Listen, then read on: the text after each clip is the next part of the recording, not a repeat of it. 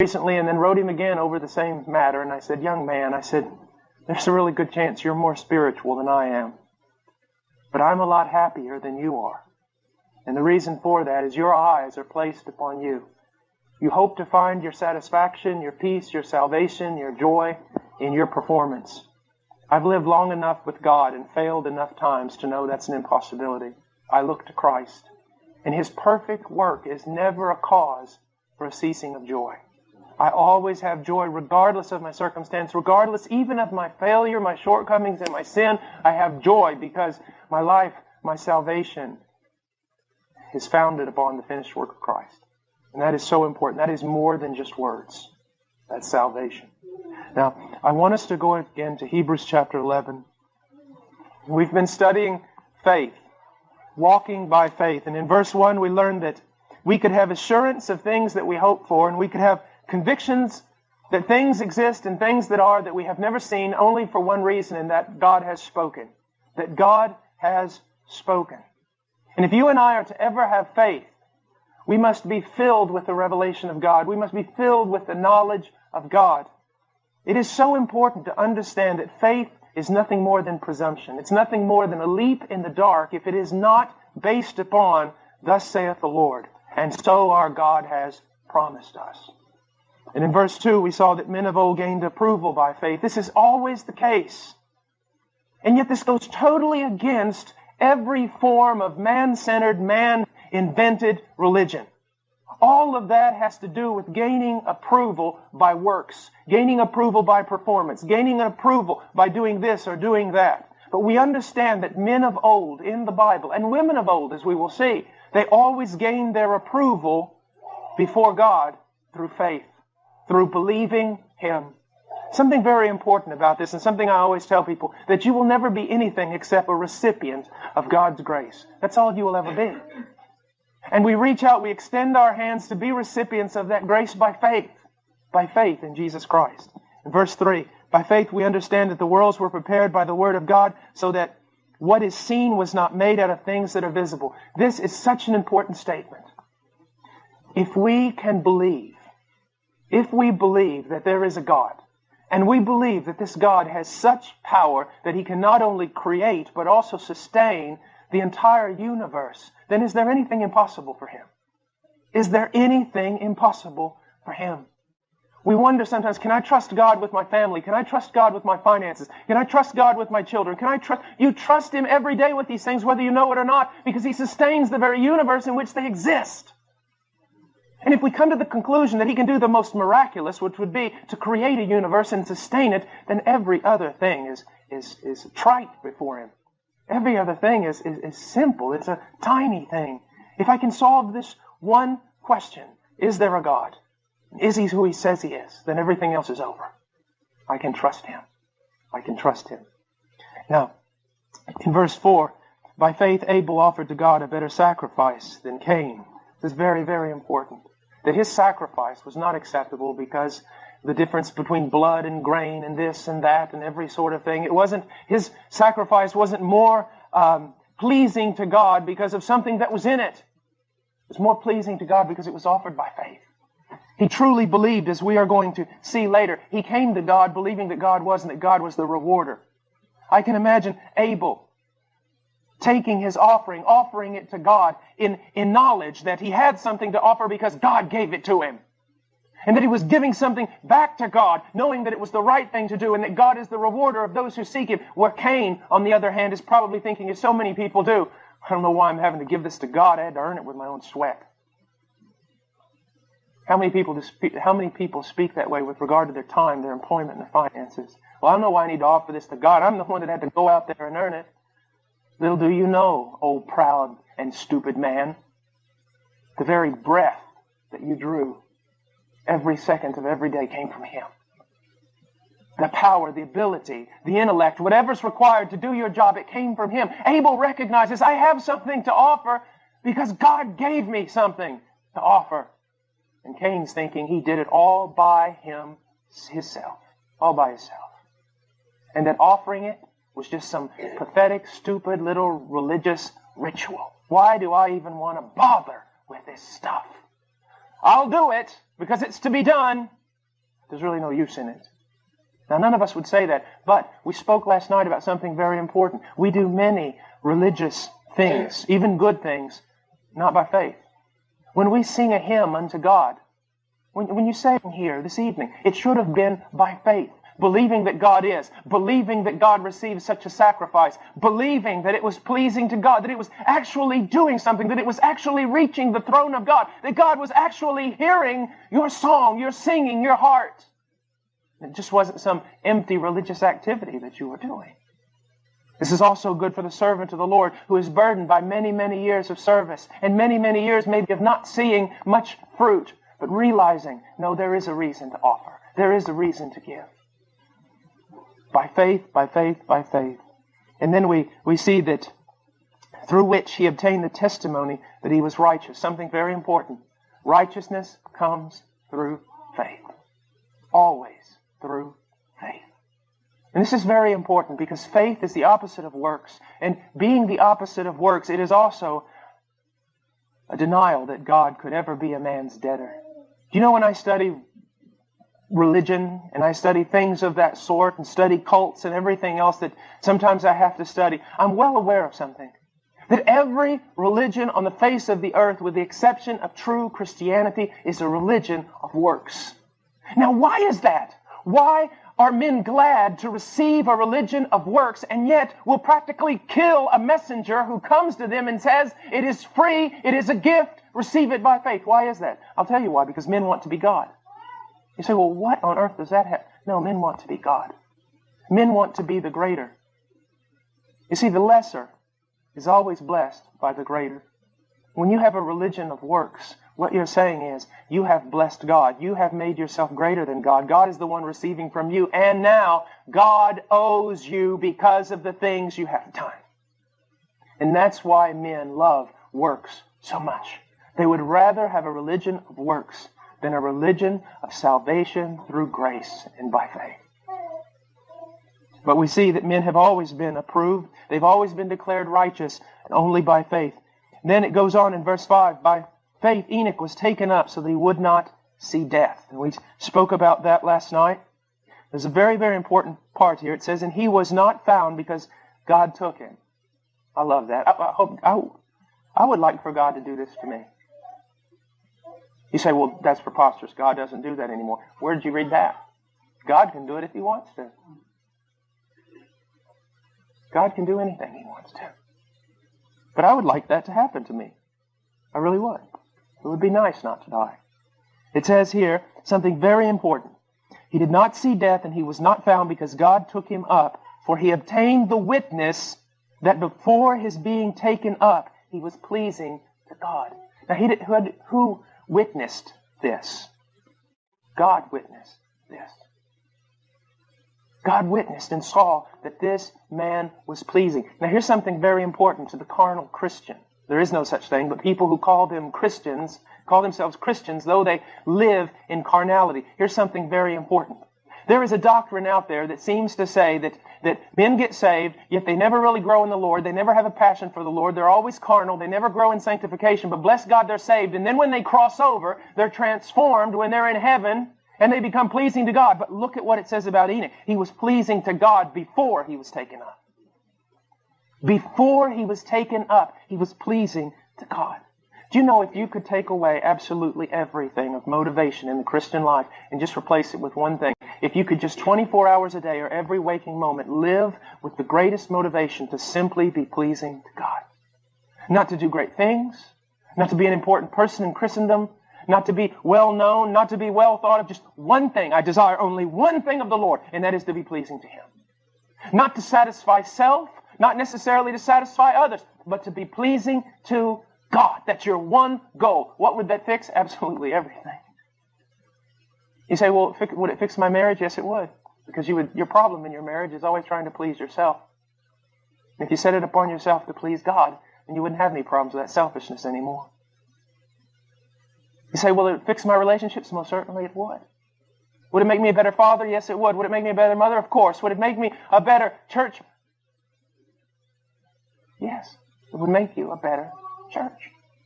To have one goal. I desire to be pleasing to God. What do you desire? Well, I want to get out of seminary. I want to be in a ministry somewhere. Oh, really? And what if God doesn't want either of those things? Well, I want to get out of college and I want to get a job and go to... Oh, really? We'll have movers and shakers a lot of times. Those are the, I don't know, kind of guys in Christianity that just know how to move things around, know how to get things going, know how to motivate. Sometimes I talk to these guys and they go, well, what's your vision at HeartCry? What? What's your vision at HeartCry? Jesus Christ? No. What do you want to do? Because you get scared when they start asking you these kind of questions.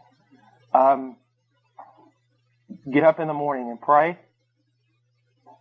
And then I want to read the Bible. And I want to love my wife when she comes downstairs. I'm going to play with my children and go over Ian's Bible verse. Then I'm going to go to church and I'm going to pray with Darren. No, what's your vision? I said, I don't have a vision except for Jesus Christ. I don't want to be anything. I don't want to be a big shot. I don't want to be important. I don't want to conquer the world. I just want to be pleasing to God today, and that is enough. That is enough. And strive as I might, I haven't attained that goal, so why should I look for another? See, the more I walk with the Lord, the more I realize this childlikeness stuff is really important. Visions. Should we have a vision except Christ? Isn't He the heavenly vision? Should we have plans? I mean, what sort of plans? Daytimers, they don't really work well in planning ministry. Now, I know the necessity of organization. I know the necessity of all that, but what I'm trying to say is simply this. So many times we can have plans and schemes and all sorts of things that we want to do and we want to be, and even in the name of the Lord, and yet they're all just fodder. They're all just sawdust. And God will come and tear them all down and say, I just want this from you. What would it be like if tonight we just simply captured this one thing of, I want to be pleasing to the Lord? When we dismiss, while we're sitting here listening to the message, my thoughts, I want them to be pleasing to the Lord. And when I walk around and meet with brothers and sisters in Christ, well, in that time of short fellowship, I want to be pleasing to the Lord. And when I go home tonight and sit around the table over those marvelous cookies you made, I might say, over those cookies, I want to be pleasing to the Lord. And that's all I wanted. And then I want to go to bed. That's it. That's so different than much of what's being promoted as evangelical Christianity today. But he was pleasing to the Lord, and he was pleasing to the Lord before he died. This is such an encouragement to me.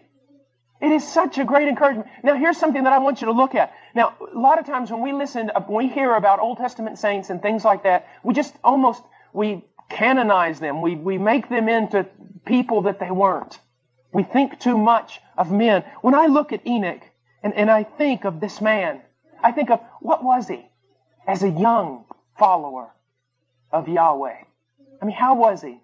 Didn't he probably stumble like me? Didn't he probably grumble like me? Didn't he have all the faults that I have? Wasn't this life of his of walking with God? And I mean, he had hundreds of years to do it.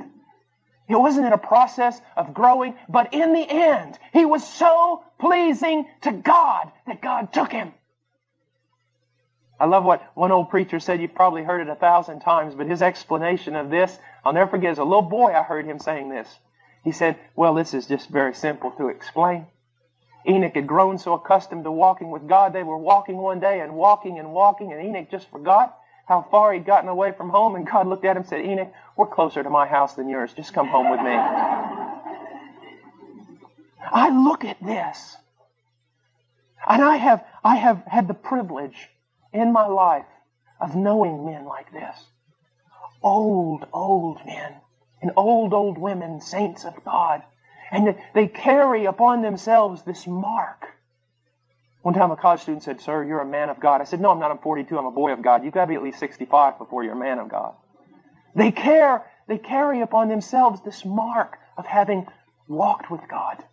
They carry upon themselves this mark of having been loved by God and even chastised by God. They're broken. They're different. They glow. And then they go to be with Him. It gives me great hope. Now I'm in the middle part of my life. I've walked with the Lord just a bit over 20 years. And there is enough in my life to discourage me to think that I'll ever make much progress. But there is Scripture that calls me on to hope that I will make progress. That in the end of my days, Paul Washer will be pleasing to God, because it is a thing that the Lord will see to. That it will be done. And He'll see to it in your life. He who began a good work will finish it. He will finish it. He will finish it. He did that in Enoch's life. He'll do that in ours. Do not become discouraged. Do not become discouraged. By faith, realize that He who began a good work in you will finish it. Now it goes on, verse 6, and without faith it is impossible to please Him. Now why is that? The faith or lack of faith we have with regard to anyone, any person, is a demonstration and a declaration of what we think about their character. If you say to someone, listen, I know what I'm talking about, trust me on this, just do it. And they say, well, I just don't know. You're saying something about their character. You're saying something about their ability. You're not just denying that you want to do something. You are saying something about their character. It is impossible to please God without faith. Because if you do not have faith, you're saying God is not worthy of trust. And that's what we talked about last night, and it's so important. Many people talk about faith and obedience, and they talk about them as two separate entities. In a sense they are, but in a sense they're not. Why do I obey God? Because it's the right thing to do? That's legalism. Why do I obey God? Because I love Him? Yes, Jesus said that. But let's throw in another element here. I obey God because I believe Him. He tells me to walk a certain way. Or He tells you to walk a certain way. You do that not just because obedience for the sake of obedience. You are obeying Him because you believe that what He says is right. When you disobey God, you're looking up at Him and you're saying, as I said last night, one of two things. One, God, you are ignorant. When you do not obey God, you're saying, God, you simply do not understand. You simply don't know how the world is today. You treat God almost like a teenager would teach an old grandfather. Oh, grandfather, you live in the past. You really don't know what's going on today. You really can't understand, and I can't listen to your counsel. That's one possibility. When you disobey God after He has told you to walk a certain way, you're saying, you just really don't know. Or you're saying, God, you know, but you're evil. You know what's right. You know what's best for me, but you don't want to tell me. Because you want to steal my joy, you want to crush my life, you want to take away my freedom. But when God sets out a path before us, as He has in His Word, and we obey it, we're saying, God, I believe that you know everything. And that there is no error in you. And I believe, God, that you are good. There is no darkness in you at all. That what you tell me is the best thing for me, the wisest thing for me, and I will do it because I believe you. When you believe God, or when you do not believe God, you are screaming out what you believe about His character. He's trustworthy, or He's not. He's all-knowing, or He's not.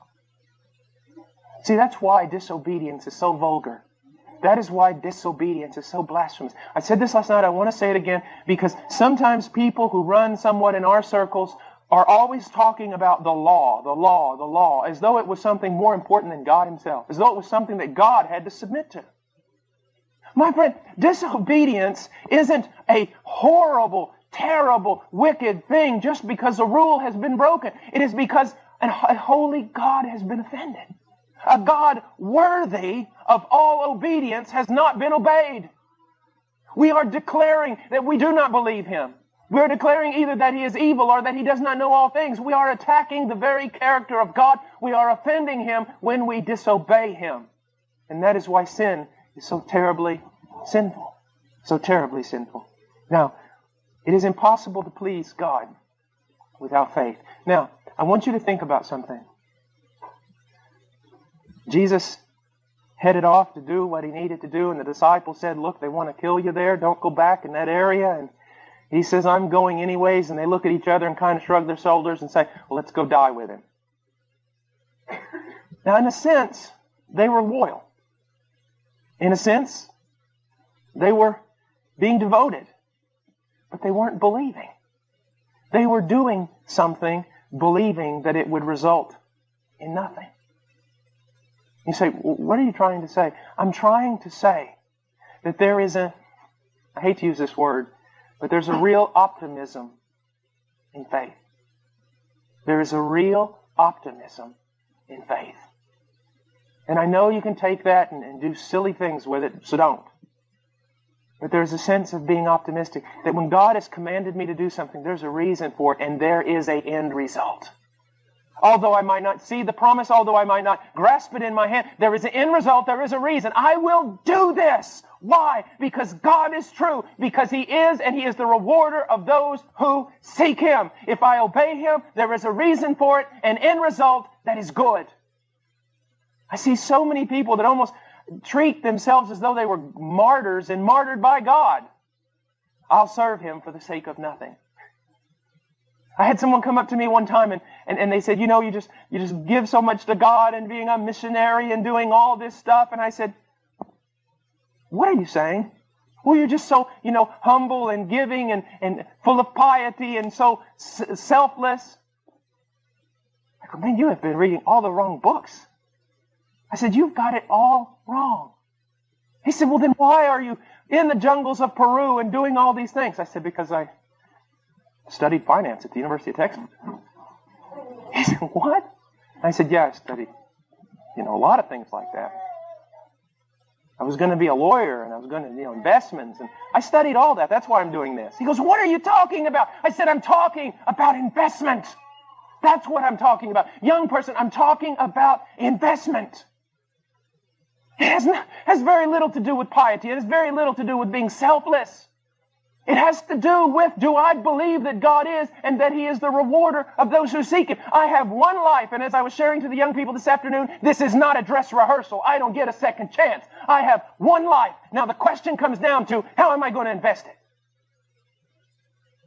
If God is, and He is the great rewarder of those who seek Him, then seek Him I shall.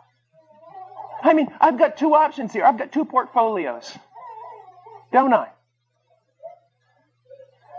I've got Satan, CEO of a company called the world, sending out every kind of advertisement possibly I can be bombarded with to invest everything I have in him. I don't know about you, but if I'm going to do any kind of investment, I'm going to check out the CEO. I'm going to check out the company, and I'm going to check out those who have invested and see how well they are doing. Well, I want to tell you something. I've looked at the CEO. He's never kept a promise as long as he has existed in his fallen state. And I've looked at his company. It is in shambles. It is in absolute shambles. And I've looked at those who have invested their lives in his way, and they are in hell. And I don't want to seem trite. I don't want to seem irreverent or anything. But I've looked at the other portfolio, and there stands the Lord Jesus Christ. Truth incarnate. Faithfulness incarnate. Selflessness incarnate. Who's laid down His life on my behalf and offers me a kingdom that will not perish. This has nothing to do with some little missionary and his piety. This has to do with finance. This has to do with investment. How are you going to invest your life? Do you believe that God is and that He is the rewarder of those who seek Him? Do you believe that? Do you believe that this world is passing away? Do you believe that there is a kingdom coming? Do you believe in things that eyes have not seen and ears have not heard? Have you caught a vision of the one who died, yea, rose again from the dead? Have you had a glimpse of His faithfulness? I was very young, very strong. I'm middle-aged. Tomorrow I'll be old. Just imagine right now, if for the last 20-some years I had been an unbeliever and invested my life in this world. Here I am. I'm 42. I'm not going to get stronger. I'm not going to get younger. I'm definitely not going to get better looking. What's happening? I've hit the other side. And if I had invested these last 22 years of my life in this world, as I stand here right now, would I have such joy? No, I would be saying glass half empty instead of glass half full. I would be saying half my life gone, the rest of it, it's just rolling downhill. But you see, it's completely the opposite for me. This candle is going out because the sun is rising. When the sun rises, you don't need candles.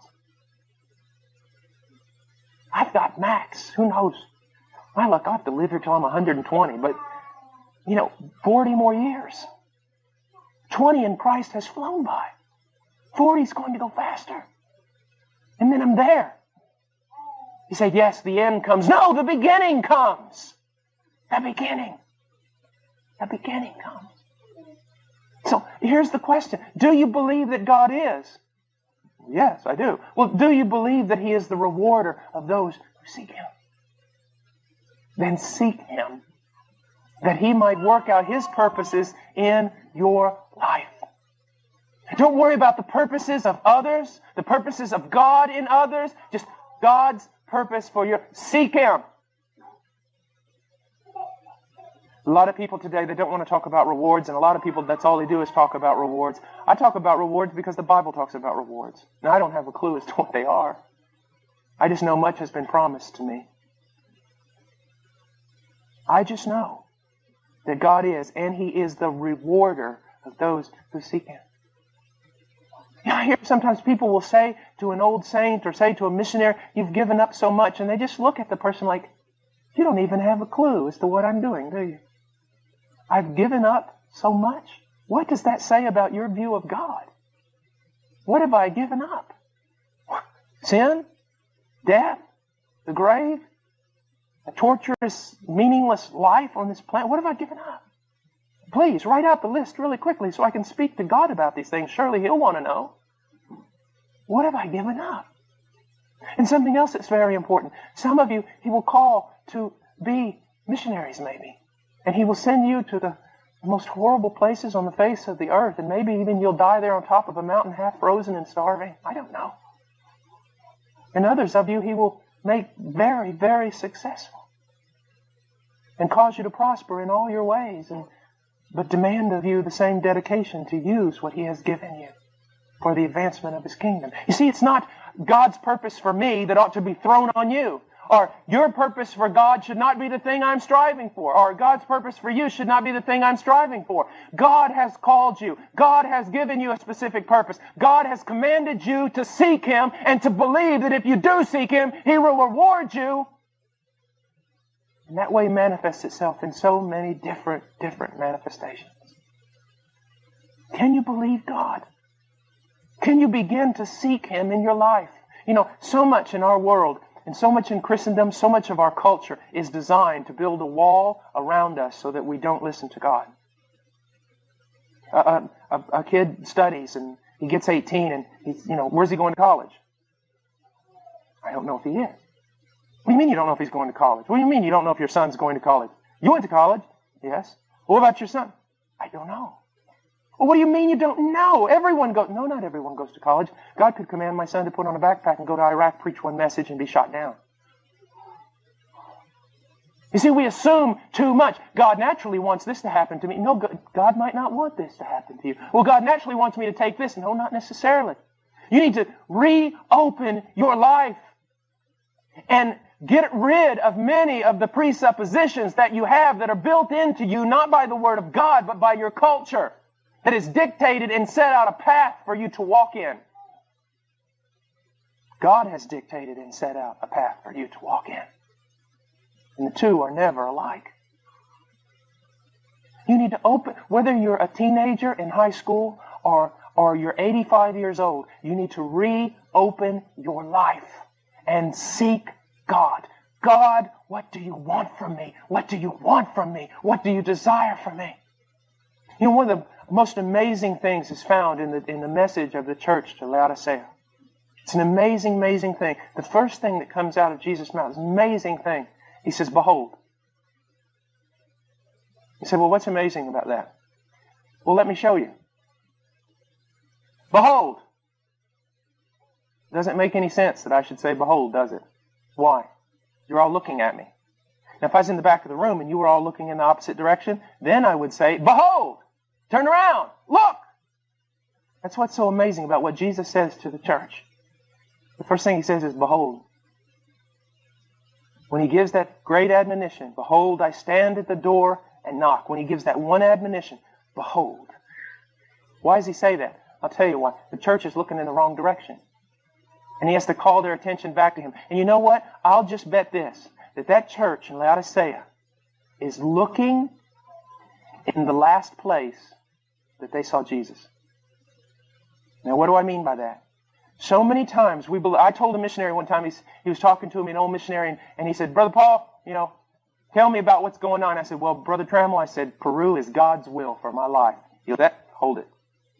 He said, Peru is not necessarily God's will for your life. He said, Peru is God's will for you today. And he said, and if you close yourself off from God thinking that Peru is God's will for your life, you could really miss out on what God's going to do in the future. It's the same way with you. Possibly Jesus came to you and said, behold, I want you to do this. And so you started going, but you fall into the trap of this is God's will for my life. And you're missing the fact that maybe now he wants you to go into another direction, or maybe he wants you to run in a different way or do a different thing. And so we always have to be seeking him, always believing that he is the rewarder, never getting trapped in some spiritual rut thinking, okay, this is what I do, this is what I do. Now God doesn't have to talk to me anymore. We have to believe. We have to believe that he's the rewarder of those who seek him. And you have to begin seeking him again if you're not seeking him now. Every aspect of your life, you ought to seek him. Every aspect. I don't care what it is. You're going to go buy a pair of socks tomorrow. Lord, I'm going to go to the store today. Need some socks. Give me wisdom. Help me. You ever stand in a mall and just sit there for 4 hours trying to figure out which tennis shoes you should buy? You can't even decide what tennis shoes you should get. How are you going to make major decisions in life without the will of God?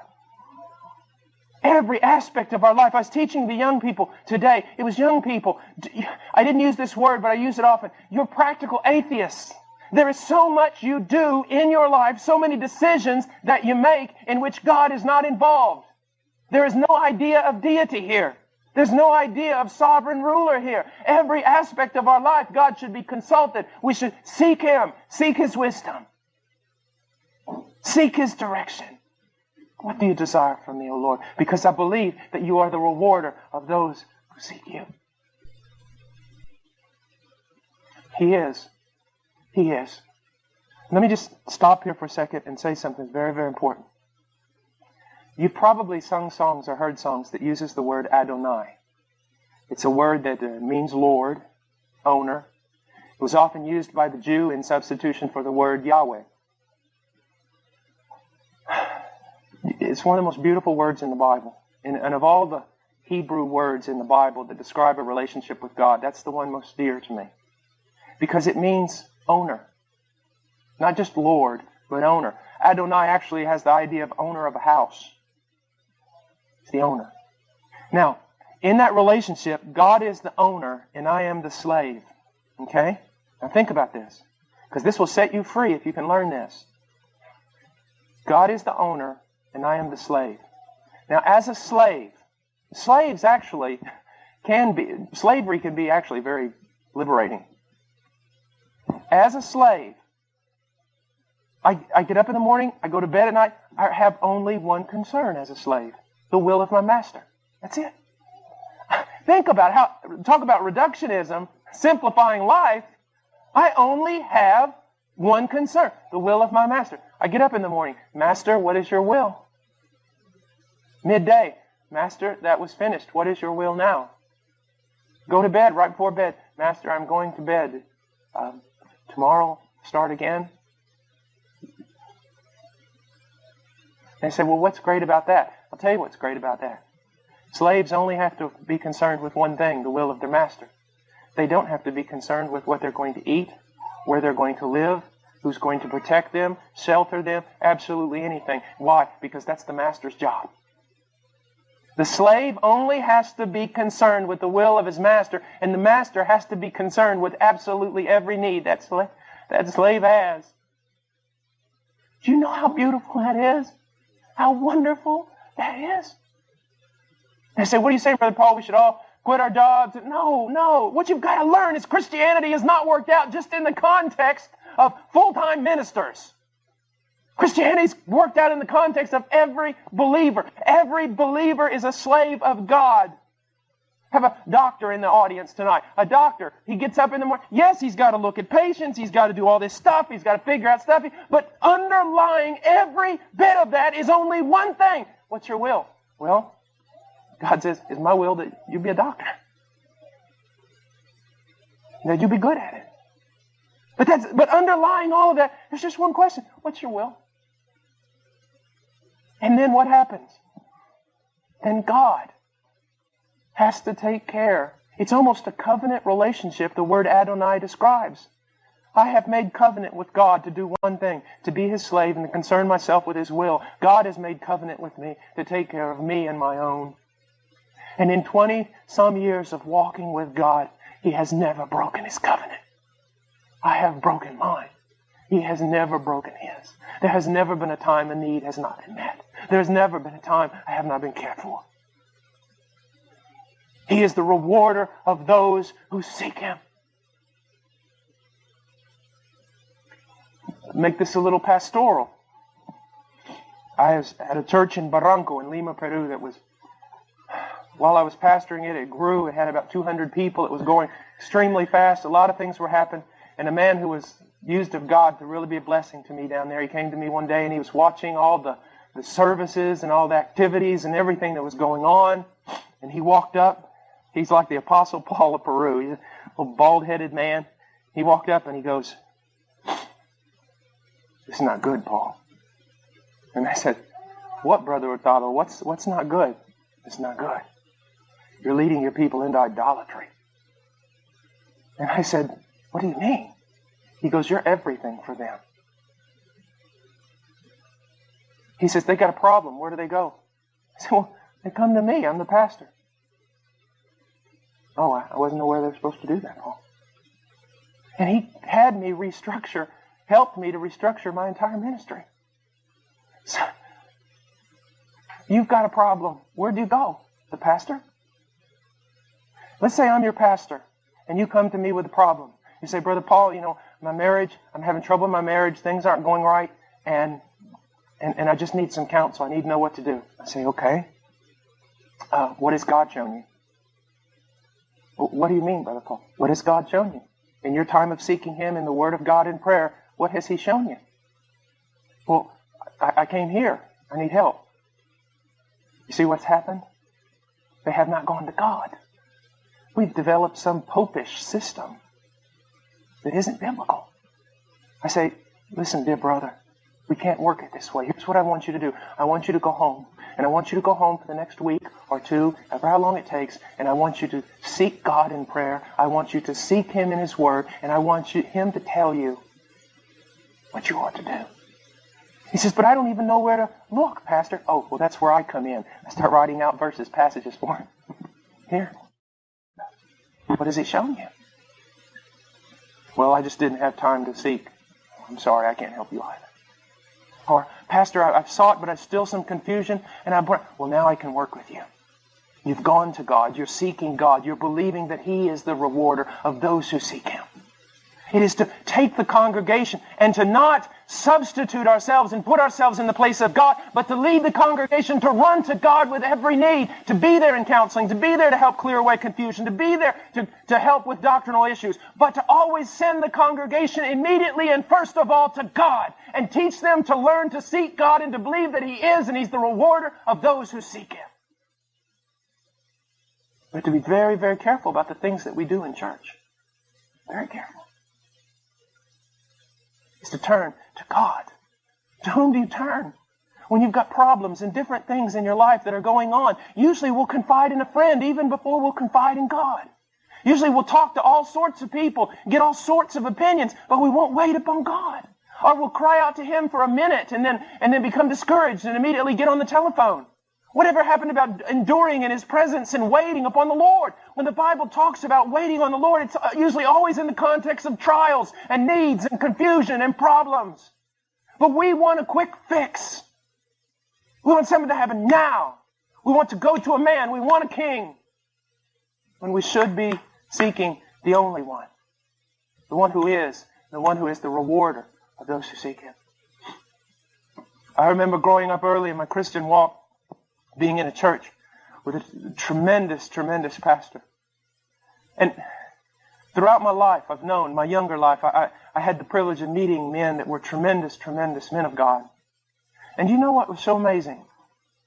God never allowed me to enter into any of their inner circles. God never allowed me. He never allowed one of those men to befriend me. He never allowed one of those men to take me under their arm. I always felt like I couldn't figure out, why am I the outcast? I mean, all my friends are discipled by Him. They won't even look at me. And sometimes it was resentment. Sometimes I would get mad. I think, well, what am I? Just some dead dog somewhere? No one wants to help? I knew God was training me. He wanted me to learn to look to Him and to Him alone. He sent me to Peru for years and years alone, with no missionary organization, no anything. Just a little church in a cornfield back in Illinois that was willing to send me. Wanted to teach me. Look to me alone, alone, alone. I'll give you no king. I'll give you no help. I will be your helper. Now, can God use men in mentoring and discipling? Of course He can. Can He use women in mentoring and discipling? Of course He can. Are there a lot of people who influence our lives and help us in our daily walk? Of course, all that is biblical. But when it comes down to it, with everything in your life, whom are you seeking? Whom are you seeking? So many people want second-hand revelation, don't they? Moses, we can't stand to be in the presence of God. You go there and then you talk to us. What a thing they traded off on that day. What a privilege they traded off on that day. Can you go to your pastor for counseling? Of course you can. But to whom should you go first? To God.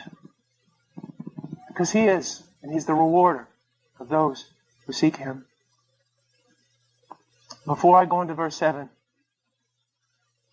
I want to iterate something that is of such importance, something of grand importance. I have met missionaries who have given their lives on the mission field. I have met people who have lost it all on the mission field. But if you were to even hint to them that they had somehow given some great sacrifice to God, they would become nauseous. And I mean that. Because God is the rewarder. No one can outgive God, because God is no man's debtor. You cannot outgive Him. You cannot be kinder. You cannot be more faithful. You cannot be more generous. You cannot be more selfless than God. Like one preacher told me one time, goes, you got a little shovel, God's got a big shovel. You shovel it out, He shovels it in, His shovel shovels more than your shovel. And I have seen that. I have seen that. Over and over and over again. So many stories that I could just right now tell you that God has worked for me. So many testimonies of His faithfulness in our mission. So many times Him coming through at the last hour in unbelievable deliverance. So many times. I set myself many years ago to follow the example of George Mueller. Because as in his day, he desired to show people that God would meet the needs of a ministry, even if that ministry never made their needs known to a single man. And we have set upon ourselves to do that very same thing. And all the days of my life that I have practiced this, not one time has God failed. Not one time. We were in tears this evening talking about God's faithfulness in the mission, because if some of you know of George Mueller, he would present a presentation twice a year, once a year, about how God met all their needs. Now, he would never make that presentation when they were in the midst of a trial. because he didn't want people to see that they had needs and then be motivated to give. He would always wait until the trial was totally over and the victory was won. About 2 months ago, for the first time in my life, I sat down in my office and I felt God say, okay, now, write. Tell, write from this day forward of my faithfulness. That was in November. We support almost 90 missionaries and their families. And we tell no one our need. In November, the moment he told me to start writing, support stopped. It stopped. We were at the 25th day of November and not one missionary on the field had been paid. The staff had not had salaries for a month. And yet not one staff member went hungry. Not one staff member failed to pay a bill.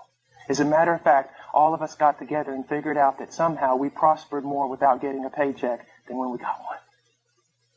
And then it started coming, and God met every need of every missionary. He has never one time failed. Never one time in all these years. Do you read how many missionaries? 90 missionaries and their families? Do you know what that requires? And do you know that God has met it every month, every year, and never one time has He failed? Never once having to call, never once telling someone our need, and then all of a sudden, people just start giving. Go out to the mailbox after receiving almost nothing, and the mailbox is filled. God has never failed. Never failed. So many times I have sat there in my office, I have cried, I have grumbled, I have doubted, I have been miserable, so many things, not trusting my God. And in spite of my lack of faith, He has never failed. This is not about the faith of some super spiritual saint. It is about some weak, grumbling little child who can't even learn one lesson about faith. And yet God never fails. Can't you trust a God like that? Can't you begin to trust a God like that? Now, I have a little plaque in my office that said, God gives the best to those who leave the choices up to Him. Can't you trust God with your finances? Can't you trust God with your needs? Some of you want different things and need different things, and you go in debt to get them when only if you would have waited upon God, He might have provided that very thing for you without cost. You see, this is not just something that dealing with missionaries. This is about every aspect of our life. I mean, praying for shoes. And last week, someone bought me these shoes.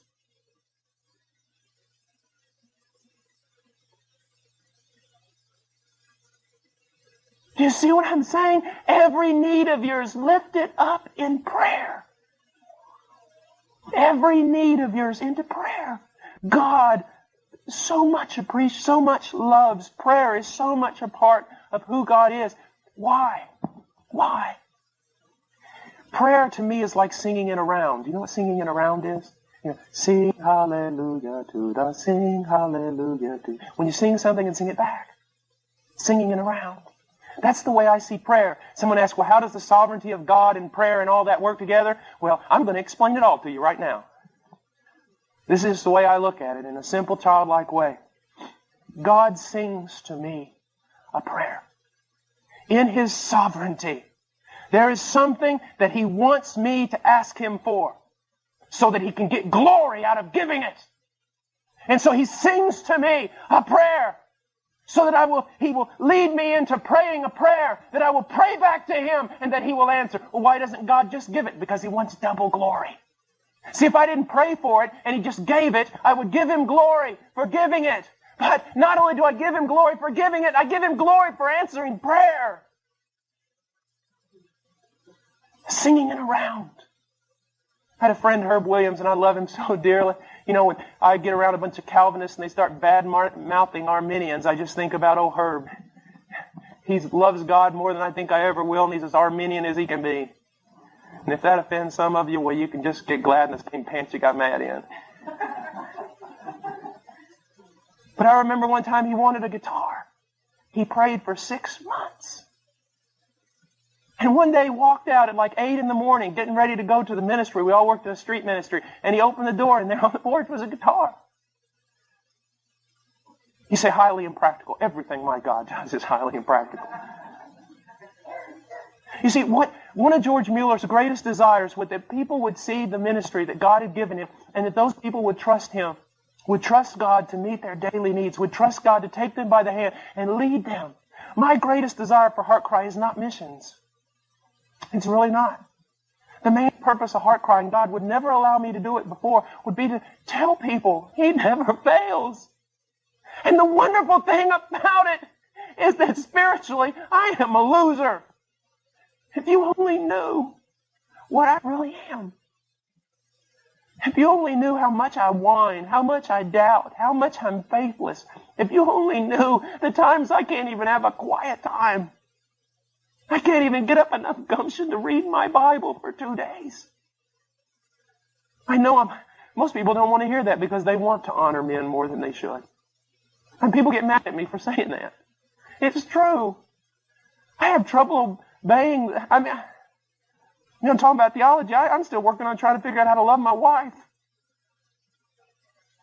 I can't think of one reason except that He set His seal upon His children to do them good. You see, one day when I get to heaven, Brother Jennings is not going to come up and throw his arm around me and say, I want to glorify God by telling you all the wonderful things Paul Washer did for him. He's going to throw his arm around me and say, I want to glorify God by telling you all the wonderful things that God did for Paul Washer. You see the difference? You see how twisted we can become? Well, if I could only reach this spiritual level, if I could only learn to pray this way, then yeah, God would do that too in my life. That is just stupid. Do you know what my most powerful prayer is? The most powerful prayer, when I'm in trouble, when I have to pull out the big guns. You know what my most powerful prayer is? The one that gives me most comfort at 3 o'clock in the morning in the dark? This. Lord, you know, I'm going to bed now because you know.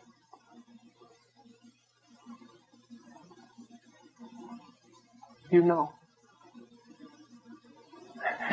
Creep into the bedroom and Chart will wake up and say, how goes it? Woman, He knows. Let's go to bed. Oh, He's no good. I glory. I know this is going to go. Just listen to me before you throw a stone. I glory in my weakness. I glory. I don't want to say in my sin because that just sounds so theologically wrong. But if God can get glory out of my darkness, how do all these missionaries get paid? How this happens? There's 3 guys of us sitting in office. Me, a Lutheran who's been converted now, goes to my church, who's been a Christian for about 4 years. John Green from England. He doesn't even know how to tie his shoes. And he's been converted for about 1.5 years. And we get in there and sometimes, what are we going to do? Well, I don't know. Pray. God, help us, God. That's it. And He does. And He does. I remember one time when the blessings, this was so funny because God showed this to me and Darren at the very same time, to the point we looked at each other and started laughing.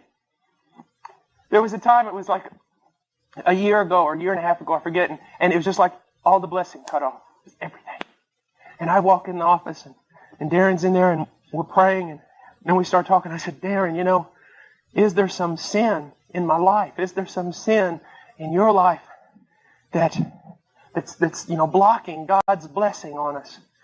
As soon as I said it, I looked over at him, he looked over at me, and we just busted out laughing. And I go, are you thinking what I'm thinking? He said, yeah, I'm thinking what you're thinking. I'm going, well, a couple months ago, God was pouring out blessing all over the place. I was just as sinful then as I am now. So that can't be the reason. Now, I'm not making light of sin, and I'm not making light of holiness. You ought to hear me preach on holiness. It scare you to death.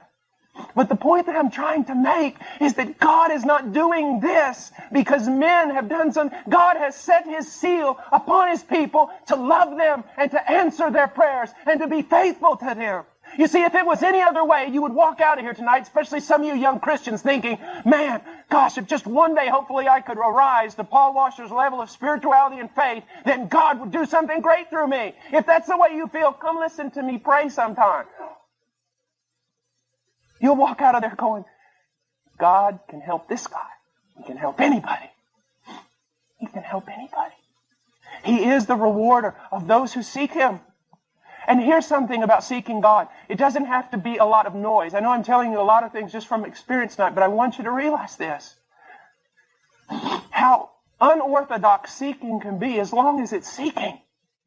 I remember when I first set up on myself to seek the Lord. I know it was a sovereign work of God because I don't know how this would ever happen in my life. It was never repeated. But when I was a young Christian, God set it up on my heart to seek Him. And He gave me grace so that hours a day I was seeking Him. And I've all these promises, seek the Lord and, He'll show Himself to you, and all this different stuff. I'm quoting from Jeremiah and Matthew 7:7. And it got turned from minutes into hours. And that's something because I fall asleep all the time when I pray. I really have this problem. When I first started seeking the Lord, I said to myself, Lord, I'm going in there in that closet. I went into the closet. Because they said prayer closet, a literal closet. Took all the clothes out of it, went into the closet. I said, Lord, I'm going to seek you, and I'm not coming out of there till I know you or until I die. 15 minutes later, I fell asleep, and all my roommates came home, found me in the closet sleeping. They said, this Christianity stuff has just gone wild. So I took an alarm clock and set it for 15 minutes, because that's about how long I would last praying. I'd go sleep, it'd go off, I'd wake up, I'd set it again, start praying for another 15 minutes. And something unusual started happening. As I prayed more and more, I said less and less. To the point where it was simply this. Lord, it's now 4 months and 6 days. I've been doing this. And you haven't come yet. I'm here again. And I'll be here for the next couple hours. Okay. I'll see you tomorrow. Just wanting one thing. God, you said you would come. I don't have anything else to say. I'm just going to wait here until you do. And come back tomorrow. And come back the next day. And the next day. And the next day. You still have not shown up. I was a young boy. I knew nothing of the presence of God. I knew nothing of the power of God. I know nothing about how terrible God can be. Get ready to go to there was a Bible retreat in Colorado or something for college students during spring break. And I thought, man, that would be great. And I felt like God said, no, you're not going there. Go out to the hill country of West Texas and sit on a hill. I would walk around that hill for 4 days, walk around there, grab rocks and throw them up at heaven so they would hit the gate. I'm still here and you have not answered. Irreverent? I don't know. Maybe it's the most reverent I've ever been. I'm still here. It's been so many months and you have not come. And then one day He came. He came. You seek Him, you will find Him. He came. You say, how do you know He came? Because when He comes, you know it's Him. He came and touched my life. And not everything changed, but some things tremendously changed. I can tell you right now that the presence of God is more real to me in this room right now than the presence of any of you looking at me. And I am not making big flowery statements. God is my witness. What I'm trying to tell you is that Christianity is not just a few things you do. It is not just a little quiet time. I hate that word. Quiet time. It's like putting your wife in a closet and coming to her at 4:30 for a half an hour saying, you can come out now, and then at 5 o'clock putting her back in there again. This is quiet time. It's not just this quiet time. It's not just this rules of do's and don't. It's not just being faithful for no reason at all. No, there is a God out there, and if you will seek Him, He will be more real to you than anything. More reality in Him than in all the faces you can see with your physical eyes. Seek Him. He is the rewarder of those who seek Him. Not seeking to be a missionary. If you're seeking to be a missionary, stop. Not seeking to be a missionary. Not seeking to have a ministry. Not seeking to do something. And most certainly not seeking a vision. Unless it be a vision of Christ. I seek Thee. Lord, I come here. with noble purpose in my heart. I speak not this night for China, nor for India, nor for the lost, nor for ministry, nor for any other thing. God, I come here with much more noble purpose. I seek Thee. Audience with Thee, and I'll not be content until I see Your face. It's the difference between secondary revelation and primary revelation. And what I mean by that is this. John Piper speaks a lot, says a lot of wonderful things, but in his voice, I detect a bit of reality. I detect that what he is speaking, he has felt, he has seen, he has experienced. But I go to colleges all over the country and I hear little boys quoting Piper. I hear preachers quoting Piper and quoting this and quoting Edwards and all these different things. But they're just like little parrots that are parroting something that they heard from someone else but did not go to the mount to find it themselves. It's the difference between boys and men. Women of God and girls of God. Triflers and pilgrims. Oh, that one day my boy would come to me so disturbed, finding no peace. And I'd take him by the hand and lead him out into the desert and leave him there. And say, son, there's an abundant amount of rocks here. Make noise at heaven's gate until it's open. He is the rewarder of those who seek Him. And His greatest reward is Him. His greatest reward is Him. What are you seeking? Are you seeking comfort? You seek not God. Are you seeking security? You seek not God. Are you seeking personal prosperity? You seek not God. Are you seeking a ministry? You seek not God. Are you seeking to do great things? You seek not God. Seek God. Lord, on this day I choose this, Lord. Before You, with all the angels listening. Take whatever reward might be accounted to me. Whatever thing in heaven that might be granted to me, and take it away and replace it with a greater portion of You. And that will be enough. That will be enough. He is the rewarder of those who seek Him. Now I want to go on just a little bit farther. By faith, Noah, being warned by God about things not yet seen, in reverence prepared an ark for the salvation of his household. Now look at this. By faith, Noah, being warned by God about things not seen, in reverence prepared an ark for the salvation of his household. We have been called to do the very same thing as Noah. My primary concern for my household must be the salvation of my wife's soul, the salvation of my son's soul. Their sanctification, their growth, that must be my primary concern. Because look, by faith, Noah being warned by God, I have been warned by God, you have been warned by God, that this world that we see is going to be burned up with fire. That judgment cometh. That we are to flee from the wrath to come. That there is a new heaven and a new earth, and this world is passing away. And all those involved in this world, no place shall be found for them. We have been warned by God. And when God sent His Son, He sent His Son to warn. You have been warned by God. Now by faith, you must decide, does God tell the truth? Does God know what He's talking about? If He does, you better respond. If He doesn't, then quit playing Christianity and go out and clench your fist and curse God's name. We have been warned of God. Young person, why do you not get involved in the tantalizing things of the world? You have been warned by God. And you believe Him. You believe Him. Noah was warned by God about things not yet seen. Here we go back to faith. Here we go back to invisibility. Here we go back to standing upon not blind faith, but God's Word. I have never seen the destruction of a world. I have never seen the coming of Christ with countless angels arrayed in garments of war. I have never seen the wrath of God poured forth in indescribable measure. But I have been told of such things. I have. I have not seen them, but He has told me, and He has told you. He has warned us. And so how are we to respond? By faith. What does it mean? By faith. In reverence, He prepared an ark for the salvation of His household. Now, the word that's important here is reverence. The worst way to not show reverence is to ignore. I mean, even if you get angry with somebody, it shows some importance. But when you just totally ignore them, like the worst thing to do, anybody who's ever done street preaching, the worst thing is not when everyone gets mad at you and gathers around you and starts arguing with you. The worst thing is when you stand out there in the middle of a tavern street or something and start preaching, and people literally walk by you like you don't even exist. I mean, you want to feel foolish. I mean, you talk right in someone's face and they look right through you like you're not even there.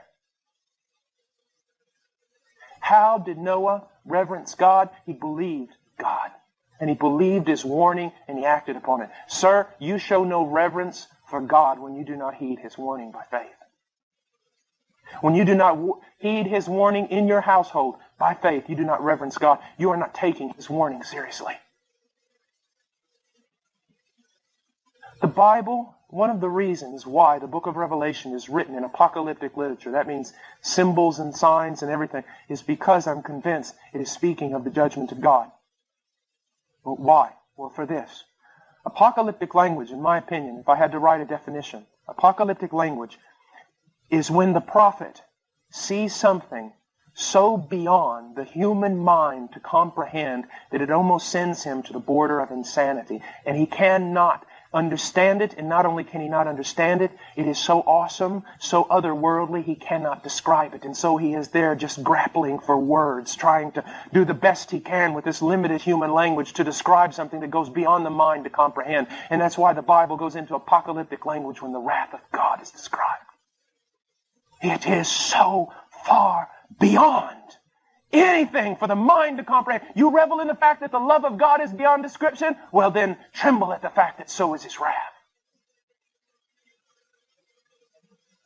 And Noah, he showed that he reverenced God because when God gave the warning, he took it seriously. I've got one task now. Build an ark for the salvation of my home. Build an ark. That's an amazing thing because no one ever seen it rain. Hey, well, you build an ark out in the, you start building an ark right in the middle of Missouri. I mean, what's going on? Are you out of your mind? An entire investment of your life, the massive work involved in this. Why are you doing this? Because God has spoken about things not seen. And I believe Him. You may be a college student and you've been, on the road to prosperity and everything else, and God does a work in your life, and you go home to your parents and say, I'm going to be a missionary, something like that. They go, the sacrifice, the loss, the everything else that you're going to have to go through. Why on earth would you make a decision like this? Because I've been warned of things not seen. They're offering you the most incredible job in the world in that place. I mean, it's just like you're going to triple your salary, you're going to do this and that. Why don't you take it? Because I've been warned of things. That doesn't go along with the will of God. And he built an ark for his household. I tremble at being a parent. I'm so afraid. I know my inability to teach, my inability to lead, my inability to know when to discipline. I know the depravity of my children. And they deserve hell. I know the only hope for them is God. But I know that I'm called to prepare, to act, to heed the warning in reverence, to do all that I can. Lời bóng tiếp tục dành cho các cầu thủ bên phía Mỹ Thiện. Cơ hội để nâng tỷ số. Bóng vẫn còn. Lúc này nhiệt độ đã lắng động lại rất nhiều rồi. Được chuyền vào trong. Không được. Quá đáng tiếc dành cho các cầu thủ bên phía Mỹ Thiện.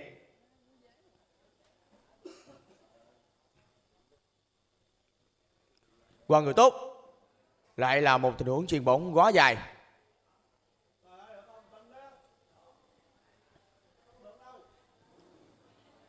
Lời bóng tiếp tục dành cho các cầu thủ bên phía Mỹ Thiện. Đánh đầu ngay. Không được. Bóng vẫn còn. Đây sẽ là tình huống lời bóng tiếp tục dành cho Mỹ Thiện. Cơ hội. Qua người rồi.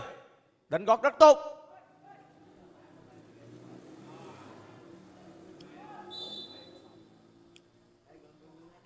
Lại tiếp tục có thêm tiếng còi của trọng tài vang lên nữa rồi. Quá nhiều những tình huống tranh chấp quyết liệt của các cầu thủ bên phía hai đội bóng.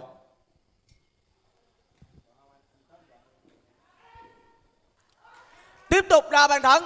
Giờ đây thì các cầu thủ bên phía Mỹ Lợi đã có được bàn thắng để giúp ngắn cách biệt, lại còn một bàn thắng mà thôi. Và chúng ta cùng xem lại tình huống dứt điểm này. Những tình huống tranh chấp rất tốt và sau đó thì cầu thủ mặc đồ đen đã được thay ra nghỉ ngơi. Xin lỗi bạn, ghi bàn rồi nhưng vẫn chưa thay ra nghỉ ngơi các bạn. Cách biệt chỉ còn một bàn thắng mà thôi. Lúc này thì Mỹ Lợi đã nâng tỷ số thêm và những khán giả vẫn đang vào cổ vũ cho Mỹ Lợi rất nhiều. Trong đó có sự xuất hiện của Tuấn Anh, Gio và anh Tài Tiền Giang. Cơ hội dứt điểm vẫn chưa thể có bàn thắng. Đó là tình huống cản phá rất tốt của thủ thành bên phía Mỹ Lợi.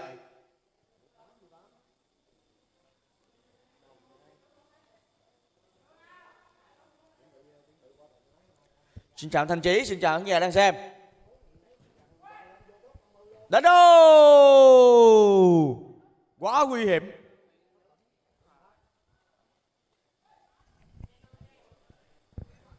Tiếp tục lên bóng dành cho các cầu thủ bên phía Mỹ Lợi.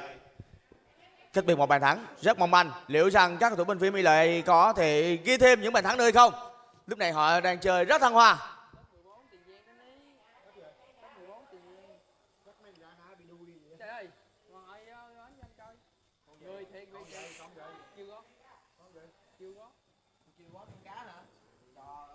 Được chưa vào trong, đánh đầu.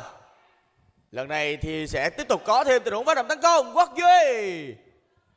Quốc Duy đang là cầu thủ chơi cao nhất trên hàng công của Mỹ Thiện.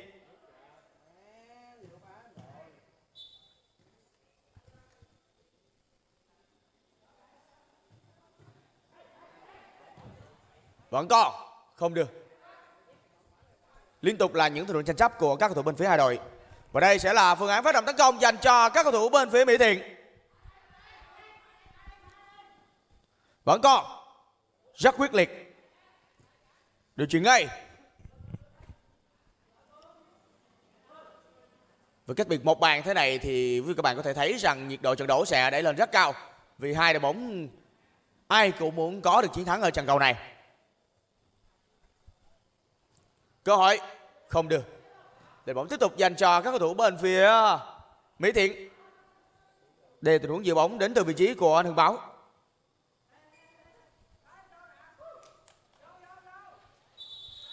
Giờ đây thì sẽ có những tình huống thay đổi bằng nhân sự dành cho các cầu thủ bên phía Mỹ Lợi để gia tăng thêm những tình huống tấn công. Lúc này thì cầu thủ mang số 1 Nghĩa Nam Đất cũng được vào sân.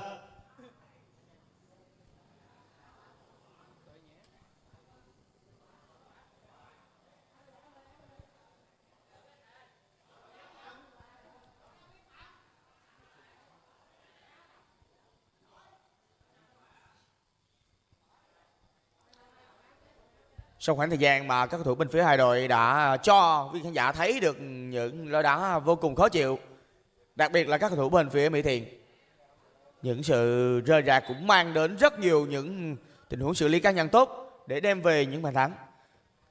Còn đối với bên phía Mỹ Lợi đó là những tình huống phối hợp ăn ý để mang về những bàn thắng.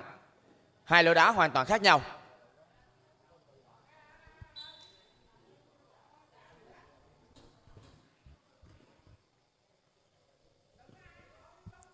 Điều chuyển ngay. Tiếp tục là những tình huống giữ bóng của các cầu thủ bên phía Mỹ Lợi. Đường chuyền qua người rất tốt. Đường chuyền ngay. I gave my all, poured out my soul, chasing dreams that took their toll. Every step I took, every road I tried, yet here I stand with nothing but pride. The battles fought, the tears that fell, all my hopes in a distant well. When the stars seemed so close, so bright, now they're dimmed in the endless night. Every door I opened, every path I sought, feels like all I've done is for naught. When dreams fade away and hope seems lost, I'm standing in the shadows, counting the cost. Every effort made, every goal that slipped, in the silence of defeat I let my heart rip. But in this dark, I'll find my way. When dreams fade away, I'll learn to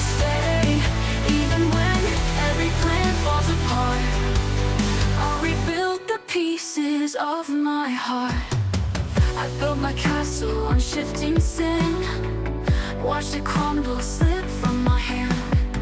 The nights were long, the days were cold. In the quest for glory, I grew old.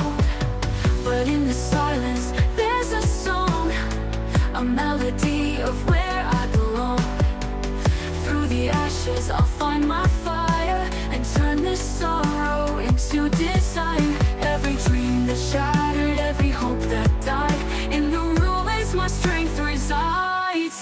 When dreams fade away and hope seems lost, I'm standing in the shadows, counting the cost. Every effort made, every goal that slipped, in the silence of defeat I let my heart rip. But in this dark, I'll find my way. When dreams fade away, I'll learn to stay. Even when every plan falls apart, I'll rebuild the pieces of my heart. I'll rebuild the pieces of my heart. In every failure, there's a chance to grow. In every tear, there's a seed to sow. When the world seems to crumble and hope seems thin, it's in those moments that I begin. When dreams fade away and hope seems lost, I'm standing in the shadows, counting the cost. Every effort made, every goal that slipped, in the silence of defeat I gave my all, poured out my soul, chasing dreams that took their toll. Every step I took, every road I tried, yet here I stand with nothing but pride. The battles fought, the tears that fell, all my hopes in a distant well. When the stars seemed so close, so bright, now they're dimmed in the endless night. Every door opened, every path I sought, feels like all I've done is for naught. When dreams fade away and hope seems lost, I'm standing in the shadows, counting the cost. Every effort made, every goal that slipped, in the silence of defeat I let my heart rip. But in this dark, I'll find my way. When dreams fade away, I'll learn to stay. Even when every plan falls apart, I'll rebuild the pieces of my heart. I built my castle on shifting sand. Watched it crumble, slip from my hand. The nights were long, the days were cold. In the quest for glory, I grew old. But in the silence, there's a song, a melody of where I belong. Through the ashes, I'll find my fire and turn this sorrow into desire. Every dream that shattered, every hope that died, in the ruins my strength resides. When dreams fade away and hope seems lost, I'm standing in the shadows, counting the cost. Every effort made, every goal that slipped, in the silence of defeat I let my heart rip. But in this dark, I'll find my way. When dreams fade away, I'll learn to stay. Even when every plan falls apart, I'll rebuild the pieces of my heart. I'll rebuild the pieces of my heart. In every failure, there's a chance to grow. In every tear, there's a seed to sow. When the world seems to crumble and hope seems thin, it's in those moments that I begin. When dreams fade away